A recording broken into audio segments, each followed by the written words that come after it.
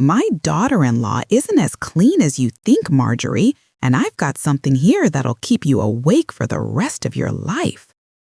Arthur, the white dry cleaner owner, who always looked at me with that same condescending glare, tossed a plastic bag onto the counter. His eyes sliced through me like he wanted to peel my skin off.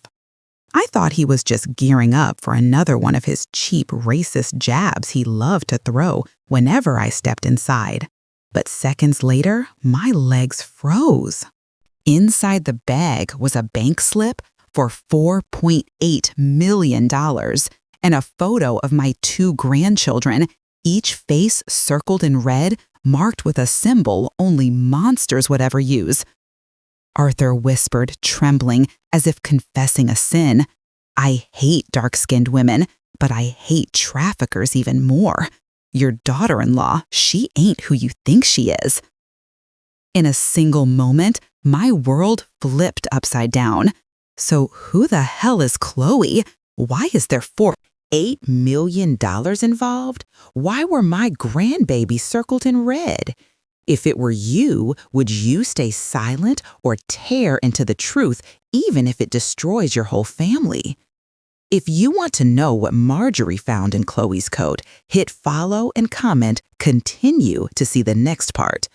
My name is Marjorie Bennett, a dark-skinned African-American woman, 52 years old.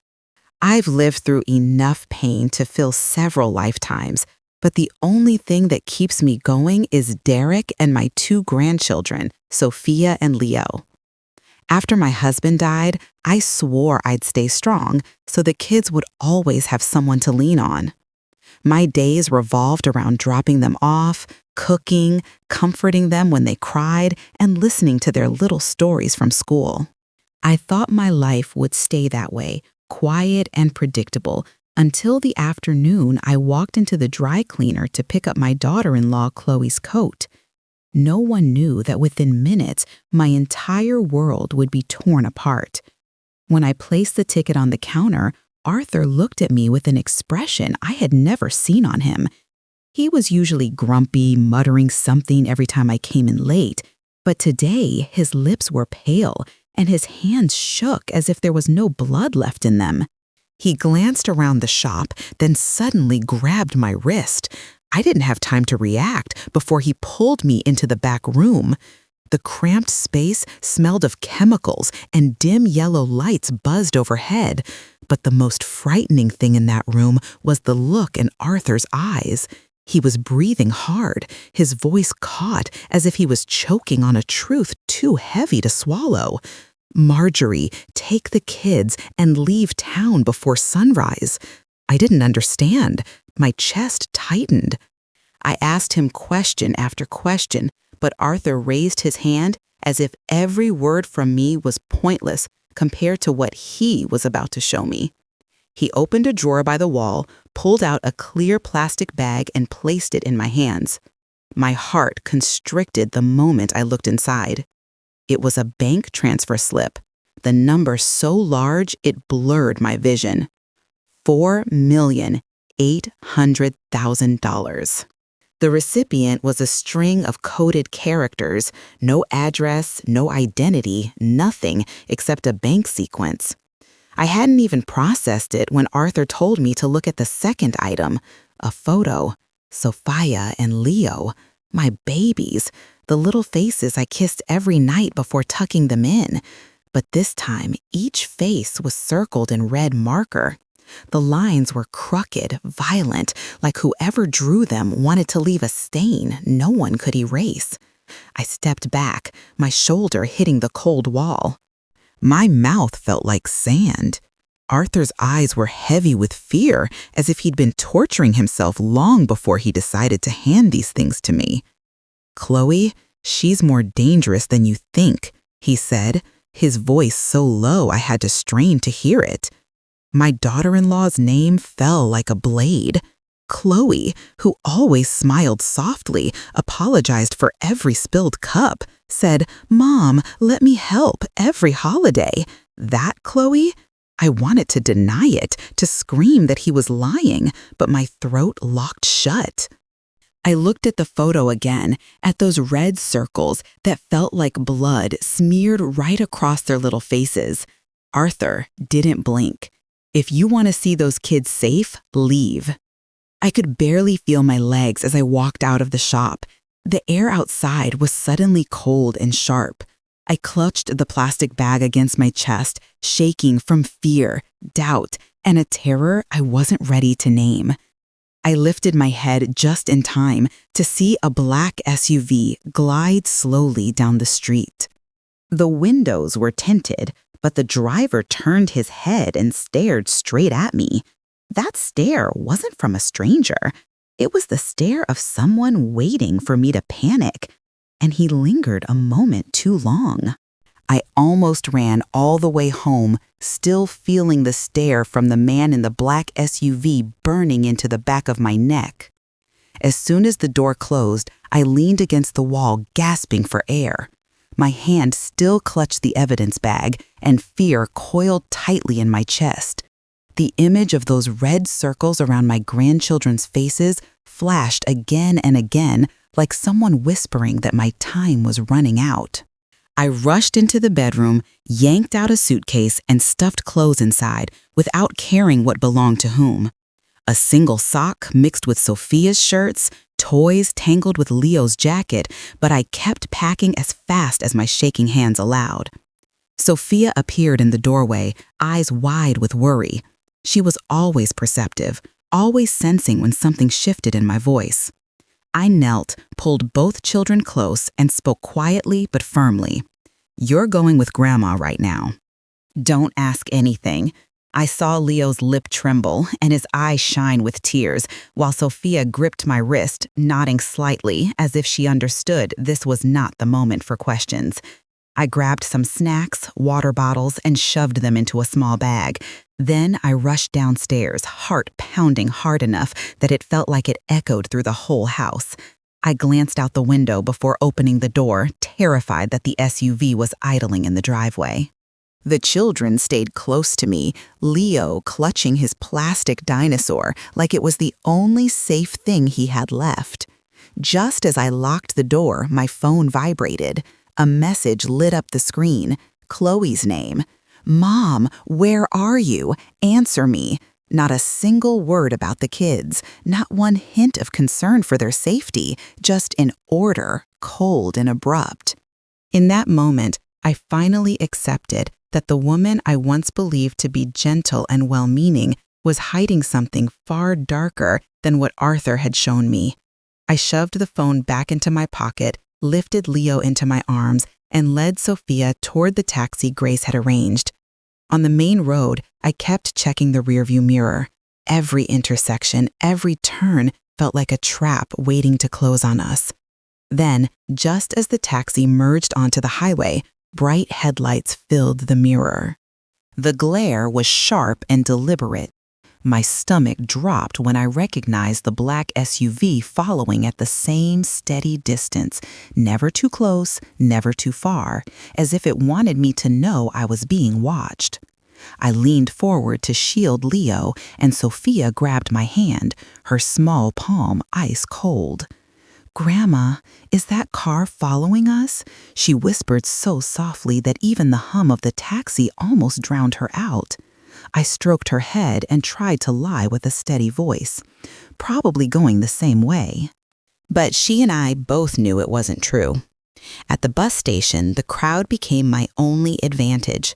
Noise, chaos, people shouting instructions at each other, dragging luggage across the pavement. I hurried the kids out of the taxi, weaving through clusters of travelers, trying to disappear among them. My pulse hammered in my ears. Just when I thought we'd gained a little distance, I heard a car door slam. I turned. The black SUV was parked at the curb.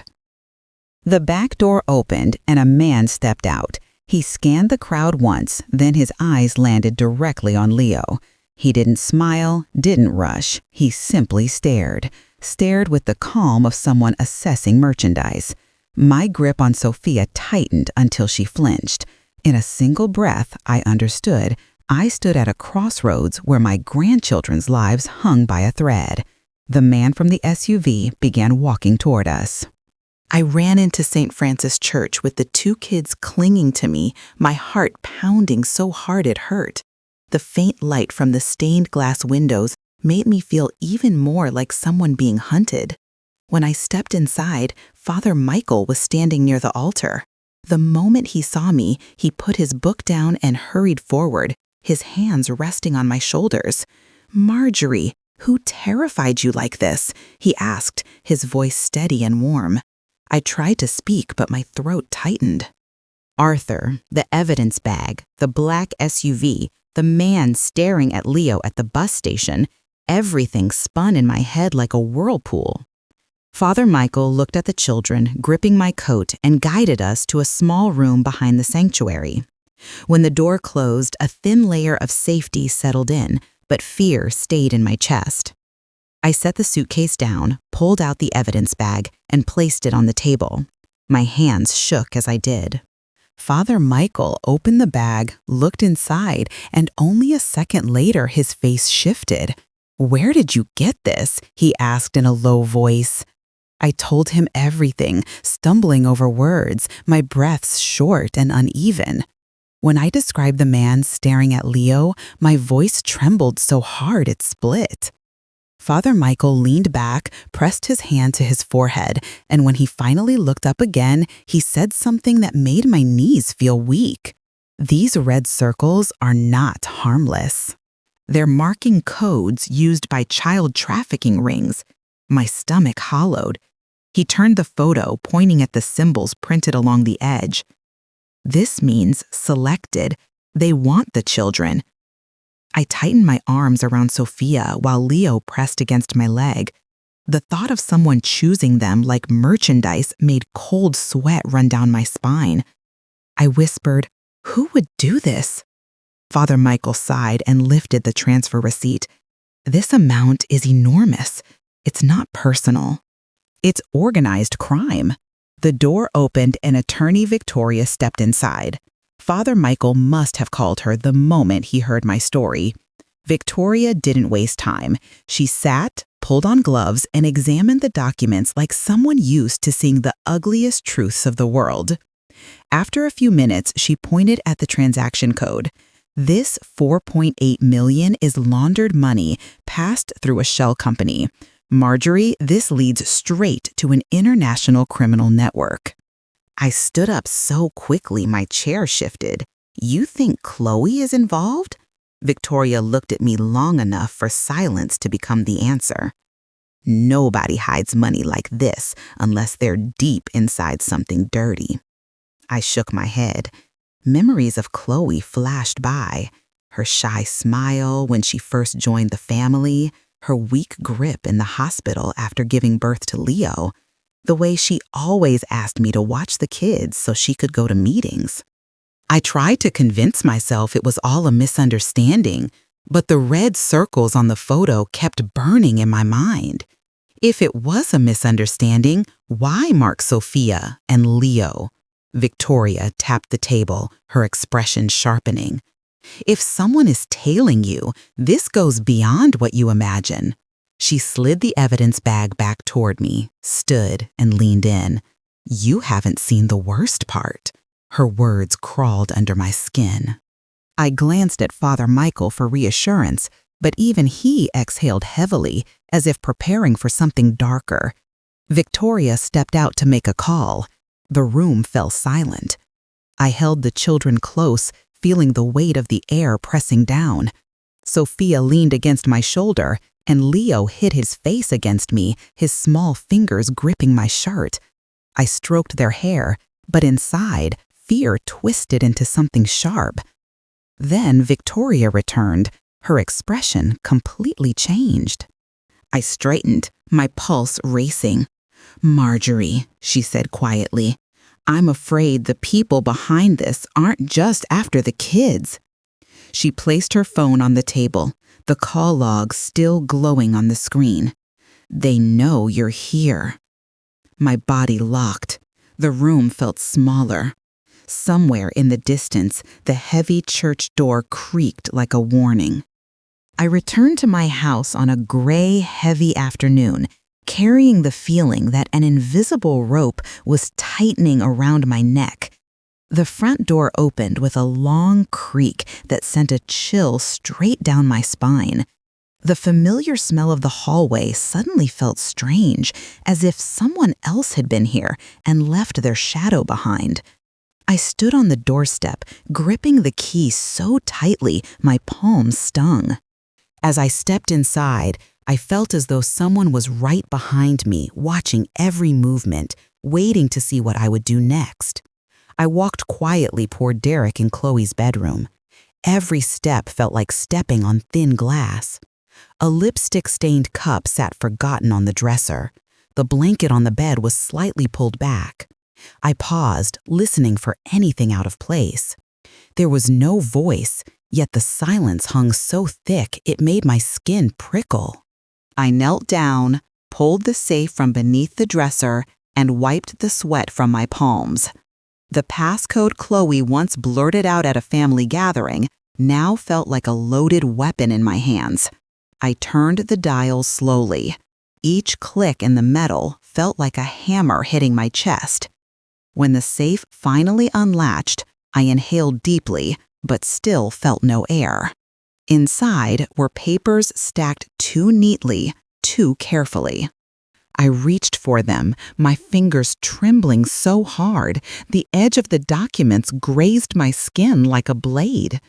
The first passport carried Chloe's name and a photo of her smiling softly. But the second and third made my knees weaken. Sophia and Leo, each with a fake passport. Their tiny, innocent faces printed beside the last name Morales, as though they had never belonged to my son. My heart tightened until I thought it might burst. I dug deeper and saw boarding passes, 3 business-class seats from Chicago to Madrid. Passengers, Chloe Bennett, Sophia Morales, Leo Morales. I searched for Derek's name, even though my mind already knew the truth. It wasn't there. A cold emptiness spread through my body, heavier than grief itself. I steadied myself against the dresser before I collapsed. From the bottom of the safe, I pulled out a thick brown envelope. A photograph slipped out and landed by my foot. When I picked it up, the air in my lungs froze. Chloe was kissing Julian Cortez, her arms around his neck, his hand gripping her waist, his eyes staring confidently into the camera like a man untouchable. Behind the photo were printed messages full of coded phrases and transaction notes identical to the one Arthur had shown me. Everything screamed one truth. Chloe planned to take the children to Madrid, hand them over to Cortez, and exchange them for money and freedom. My fingers tightened around the photo until it bent. All the moments I believed she loved the children now felt like scenes from a script she performed to perfection. Every smile, every soft word, lies. I gathered the documents and shoved them into my bag. I needed to get out before the house collapsed on top of me. But as soon as I stepped off the rug, the hardwood floor beneath my feet trembled slightly, as if pressed from below. I froze, listening.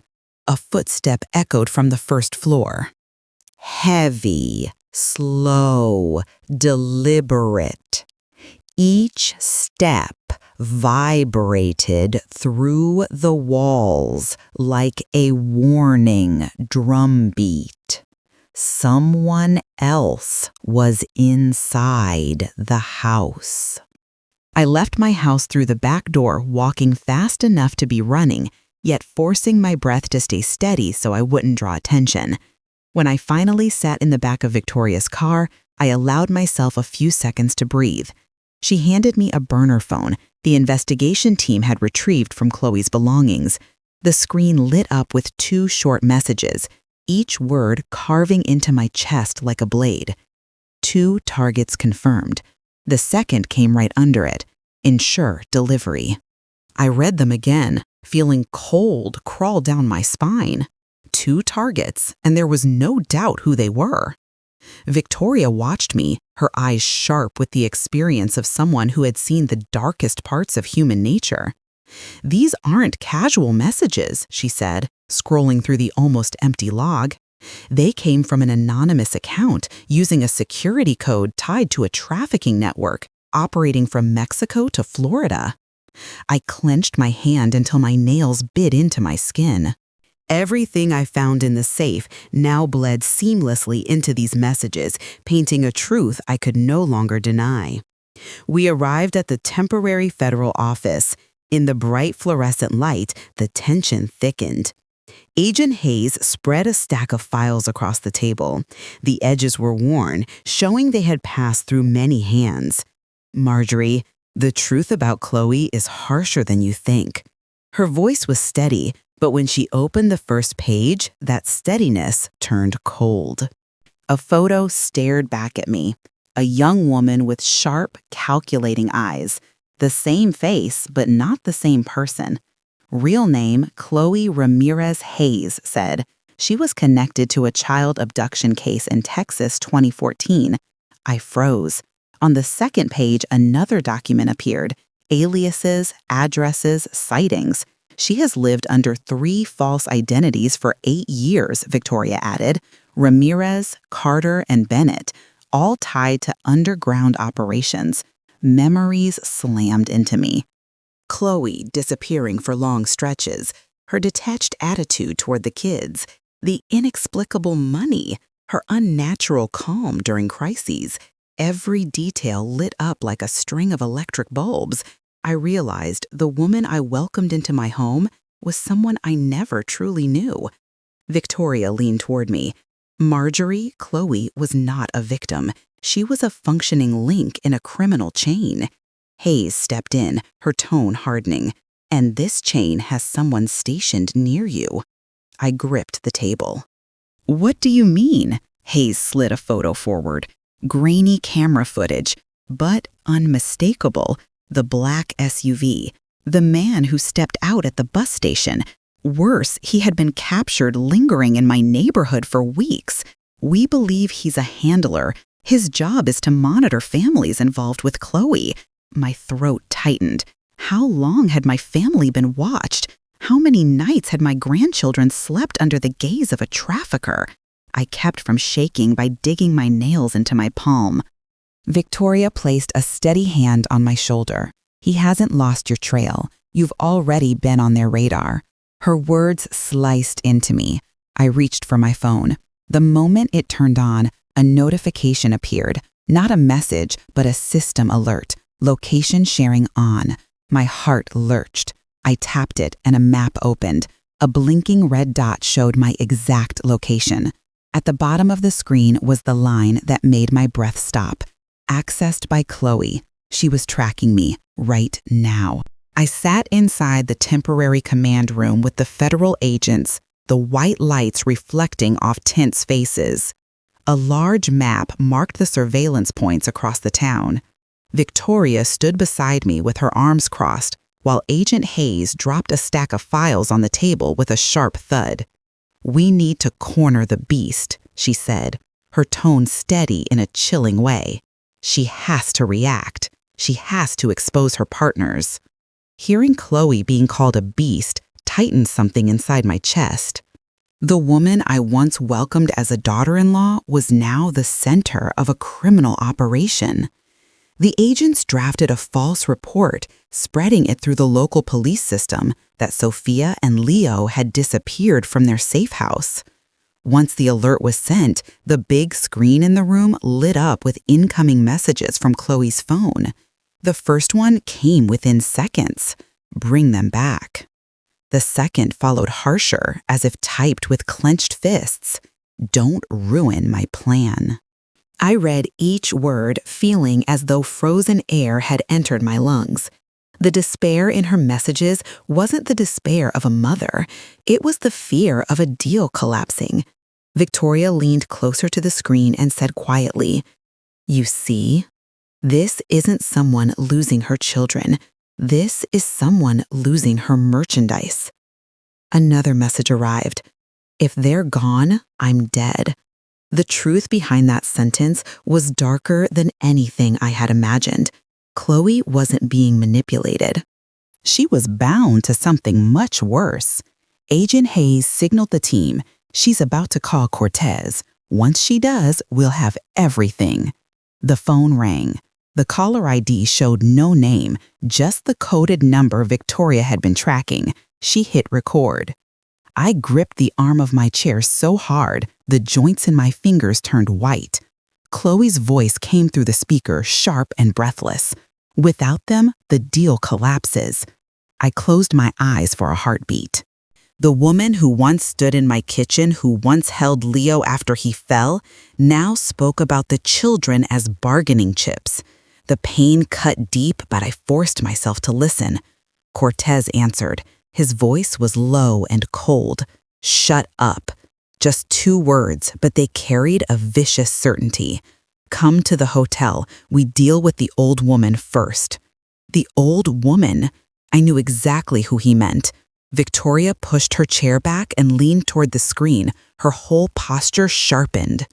She shut off the audio and turned to me. Her gaze sliced through every layer of fear I tried to hide. "Marjorie," she said slowly, "they're targeting you." My fingers dug into the table edge, numb from pressure. The room tightened around me, leaving only the sound of my heartbeat pounding painfully in my ears. On the digital map beside us, the red dot marking Chloe's phone began to move. I watched it glide across town streets, each shift a reminder that they were coming out of the shadows and coming closer.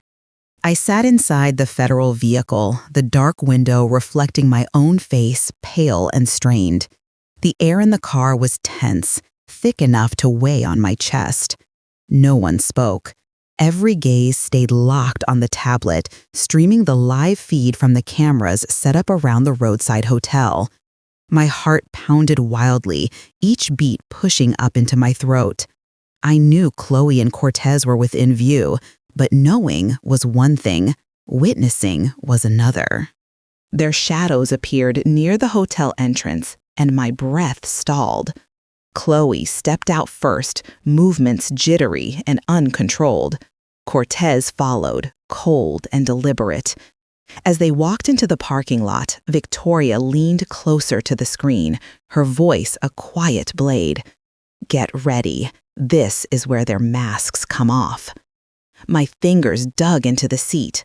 The woman I once called my daughter-in-law was now a stranger, drenched in darkness.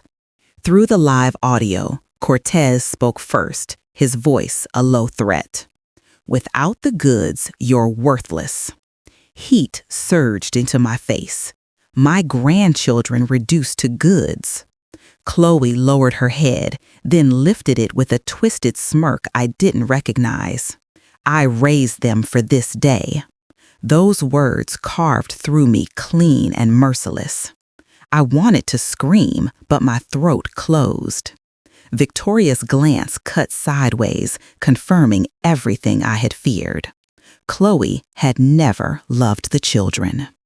She groomed them, held them, played the role of mother, all for this trade. Every memory became ash.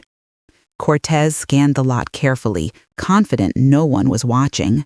He dragged a large suitcase from the trunk and set it down. "Without them, you're broken merchandise." Chloe clenched her fists, lips trembling, then cracked into a smile twisted with triumph. "I've waited too long. Tonight, I'm finally free." Her hunger for escape felt like poison seeping under my skin. Agent Hayes lifted her hand in signal. Every red light on the control panel blinked alive. They were ready. On screen, Cortez flipped open the suitcase expecting money or something worse. Chloe hovered beside him, jittery with greed. Victoria's voice dropped sharp enough to split the room. "Now." In an instant, armored silhouettes rushed in from all directions. Shouts burst across the audio. "Federal agents, hands where we can see them." Cortez lunged back, but he was taken down in seconds. Chloe shrieked, bolting to run, but a federal officer pinned her arms before she moved 2 feet. The scene unfolded so fast, my eyes struggled to keep up. When the recording replayed, I heard her scream with horrifying clarity, "They're merchandise. I'm selling them for my new life." That sentence echoed through my bones long after her voice died out. Outside, red and blue lights washed over her body as she thrashed and fought, face contorted by pure rage. Cortez lay on the ground, restrained, his eyes colder than before. Agent Hayes opened the suitcase. Not money, but files, plastic-sealed profiles of children, entire inventory lists, ages, heights, transaction codes. My stomach twisted as she flipped to the 5th folder. My name appeared clearly at the top, Marjorie Bennett. The air vanished from my lungs. My fingers went numb. Victoria reached out to steady me, but she didn't speak. She didn't have to. The truth was loud enough. A federal agent shined a flashlight beneath my name, revealing a final note highlighted in bold. The morning of the trial, the sky hung low and heavy, as if it too understood that this day would end an era soaked in blood and grief. I walked into the federal courthouse with my heart pulled tight. On the opposite side of the aisle, Chloe was escorted in. She looked nothing like the woman who once stood in my kitchen, smiling and calling me Mom. Her hair was tangled, her eyes were swollen red, her hands trembled inside the gleaming cuffs. Yet, when she stepped through the courtroom doors, I could still see the faint shadow of arrogance clinging to her like a stain that refused to wash off. Cortez was brought in right behind her, his stare cold, as though no sentence on earth could touch him. But Chloe was different. She scanned the room, searching for Derek, for me, for anything she could cling to. When her eyes swept across the bench where I sat, I saw her eyelid twitch before she dropped her gaze. Her cuffed hands tightened as if trying to tear the metal apart with raw desperation. The trial opened in a silence so heavy it felt like a weight. The prosecutor rose and placed a thick stack of files on the stand. The overhead lights reflected off each cover, exposing the recordings that had made me sick to my core. When he projected the first evidence onto the large screen behind him, the courtroom seemed to darken in unison. The audio recording played first. Chloe's voice filled the room, sharp and dripping in greed. "Their merchandise." Her words echoed through the chamber like a stone striking the bottom of a deep well. No one moved. Then the murmurs rose. A woman in the back row covered her mouth and burst into tears. A man shook his head with disgust. I felt my own hand clench until my nails dug into my palm. Next came the photograph of the 2 children, marked with red circles, and the recorded exchange between Chloe and Cortez. Her panicked voice cracking at the edges. "If we don't have them, the deal collapses." Each sentence carved deeper into my chest. I had lived under the same roof with her, trusted her, let her hold my grandchildren. And she had spoken about them like stock to barter. When the evidence presentation ended, Chloe's attorney stood and tried to resurrect the image of a manipulated mother, a woman coerced by forces stronger than her.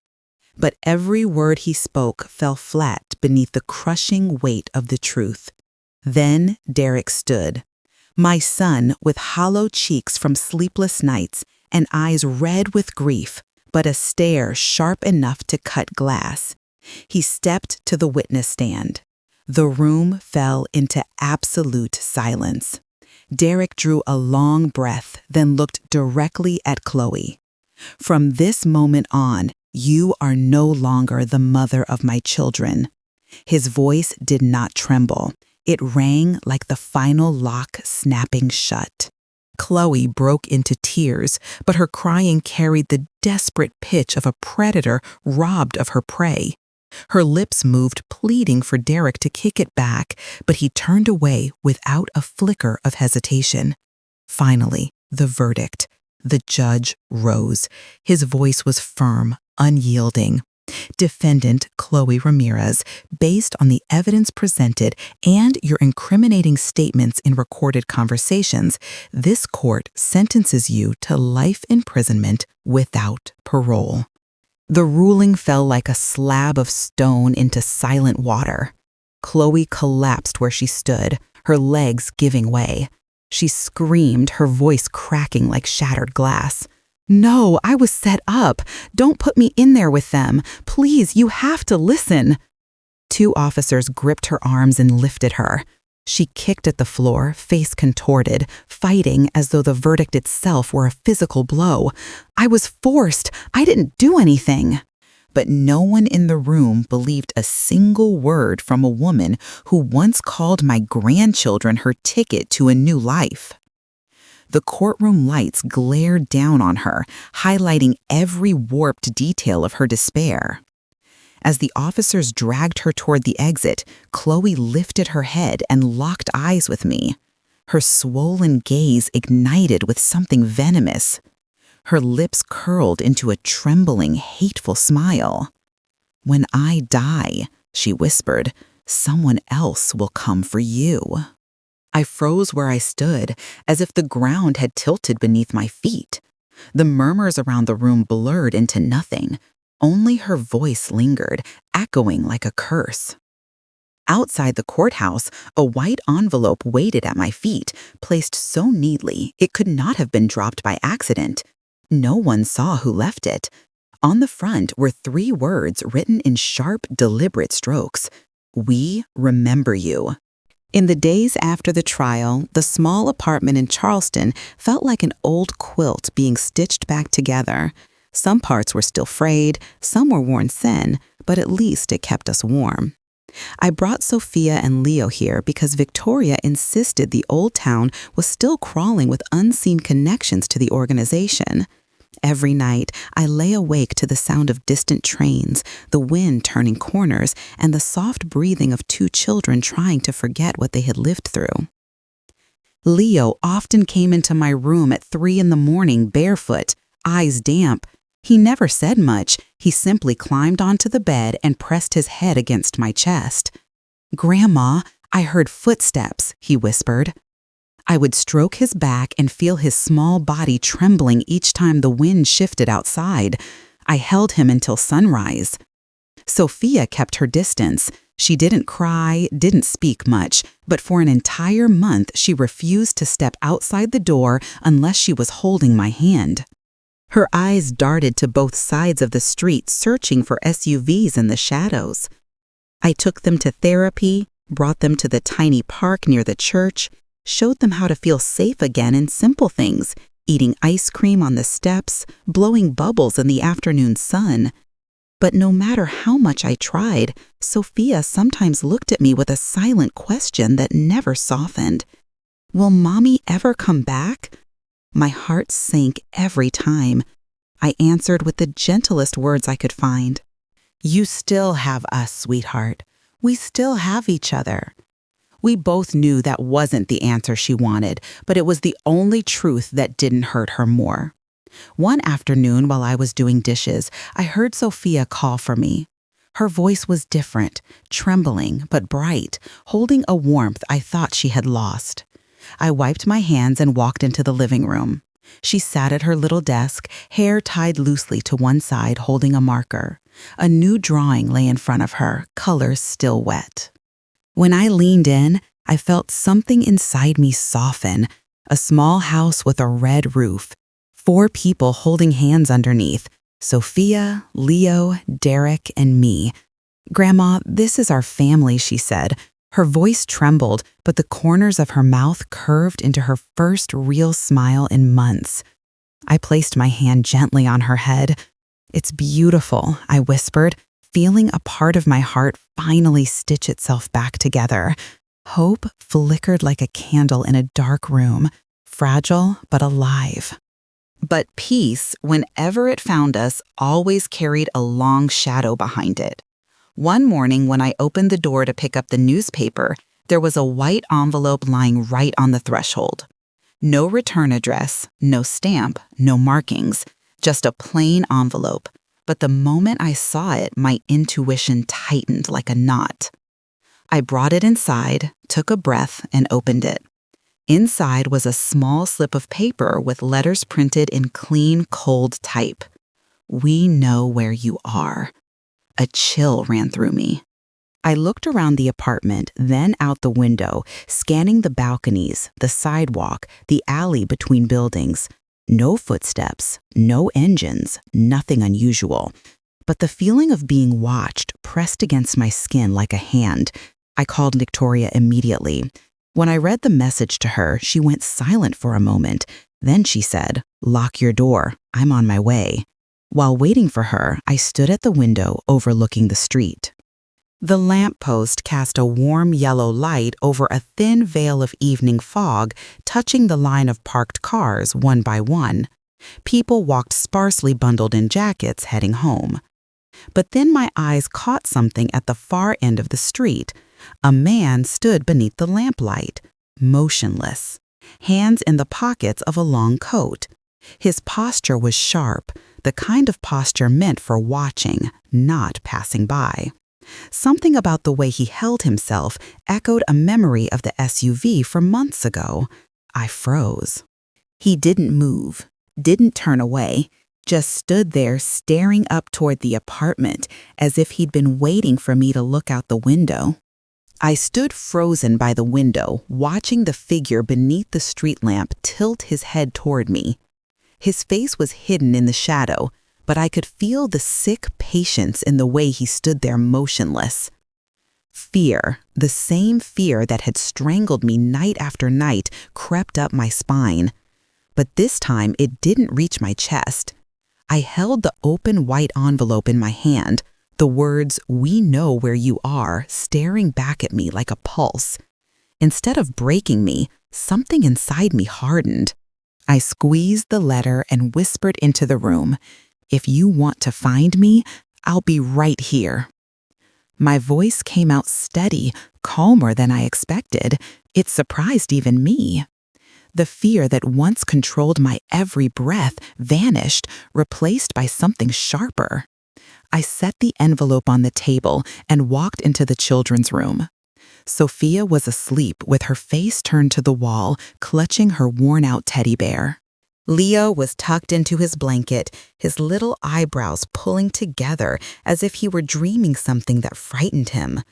I stood in the doorway watching them, seeing every wound this nightmare had carved into their small hearts.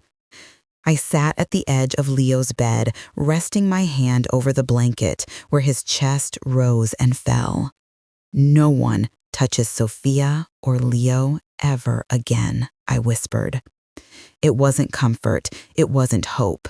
It was a vow, a promise sealed with every breath I had left. Each word felt heavy, like stones falling in place, forming a foundation I would not break. When I stood, I no longer felt like the woman who once ran through the night, terrified and shaking. I had stepped through pain, betrayal, and the collapse of trust. I had become something different, something sharper. I was no longer running from the dark. I was walking into it, ready to drag the light in behind me.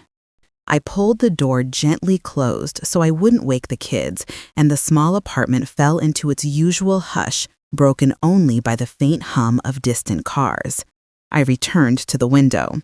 The man under the street lamp was still there, standing like a sentinel, like he was waiting for me to crack. But I wasn't the same woman he expected. I pushed open the window. Cold night air rushed in, carrying the smell of damp pavement and winter. I braced my hands on the frame and stared directly at him. I remembered Chloe's voice in the courtroom, raw and venomous. "When I die, someone else will come for you." Those words had slipped beneath my skin like splinters. They were meant to scare me, to corner me, but instead they lit a fire in my chest. Chloe sold her own children for freedom. She traded their lives, their futures, for a chance to escape the world she chose. That truth was enough for me to stop trembling altogether. If Chloe could sell her children, and Cortez could put red circles around Sophia and Leo, and their organization could wait in the dark like wolves, then safety didn't exist unless I made it myself. I placed a hand over my heart, feeling it beat with a steady rhythm. Then I spoke clearly, each word slicing through the cold air. Chloe sold her own children for freedom, but I will burn down hell itself if anyone dares to touch my family. The words didn't just leave my lips. They carved themselves into the night. The figure under the street lamp shifted, tilting his head again as if reassessing me. Maybe he expected fear. Maybe he expected me to run. But what he saw instead was a woman whose fear had been boiled down into resolve. A car rolled onto the street. Black, silent, familiar. It pulled to a stop near the corner, and for a moment, everything froze. Then the headlights snapped on, blazing toward my window. The light hit me full in the face, but I didn't flinch. I leaned forward, letting the brightness reflect in my eyes. Slowly, I stepped closer.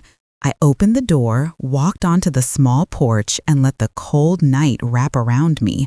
The headlights stayed on, unwavering. I held my ground, letting the light wash over me.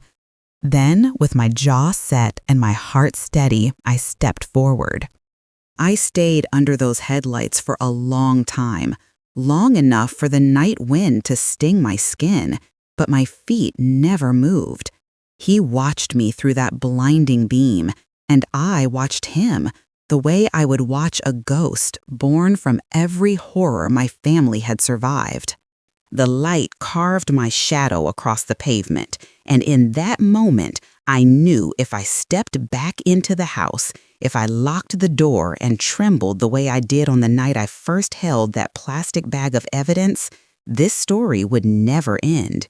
They would keep coming again and again as long as fear kept the door open. I didn't retreat. I didn't turn away. I let the light hit me so I could feel alive, so I could feel the strength I still had left to guard the people behind that door. The SUV finally cut its headlights.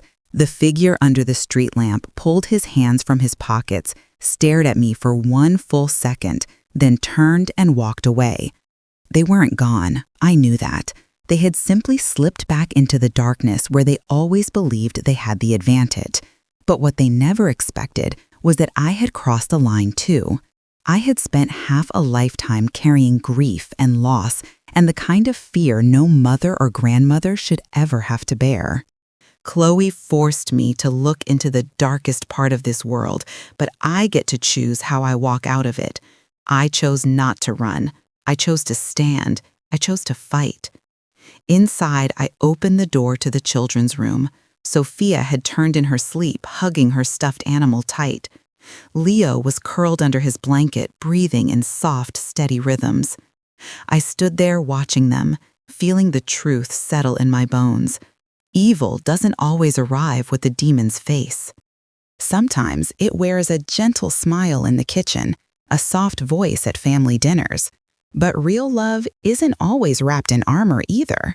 Sometimes it's just an exhausted woman standing alone in the night, shaking but unbroken, guarding two sleeping children with nothing but her will. I tugged Leo's blanket around him and smoothed Sophia's hair. Both were deep in dreams, and for the first time in months, I felt relief wash through me. I whispered, almost too quietly to hear, "Grandma's here." Back in the living room, I turned off each light one by one.